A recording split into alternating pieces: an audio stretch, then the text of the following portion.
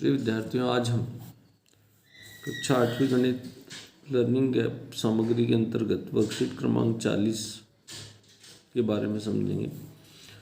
इसमें हम त्रिभुज का बाह्य कोण और अंतः कोणों में क्या संबंध होता है इसके बारे में समझेंगे। तो किसी भी त्रिभुज में 3 अंतः कोण होते हैं। जैसे ये त्रिभुज ABC है तो इसमें 3 अंतः कोण, एक कोण A, कोण B और कोण C, ये तीनों अंतः कोण हैं।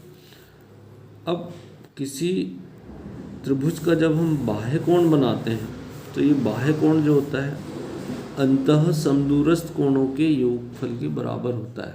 अंतः समदूरस्थ मतलब इसके पास वाला अंतः कोण नहीं लेना है हमको, इसको छोड़कर बाकी ये 2 कोण इन दोनों के योगफल के बराबर होता है।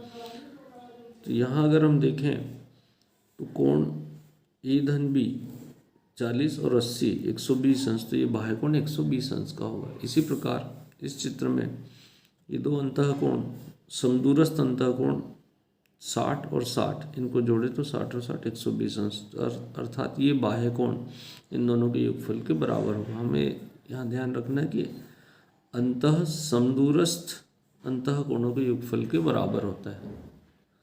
इसी प्रकार हम अभ्यास क्रमांक 1 के अंतर्गत देखें तो यहाँ ये 2 इस बाह्य कोण के लिए अंतः समदूरस्थ 2 अंतः कोण 70 अंश और 50 अंश, तो 70 और 50 जोड़े तो 120 अंश, तो ये बाह्य कोण जो 120 अंश का होगा।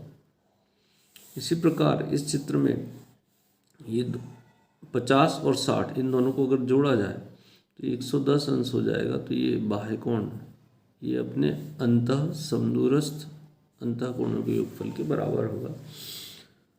इसी प्रकार हम यहाँ देखें कि अंतः कोण 90 अंश का और 50 अंश का है, तो बाह्य कोण कितना होगा।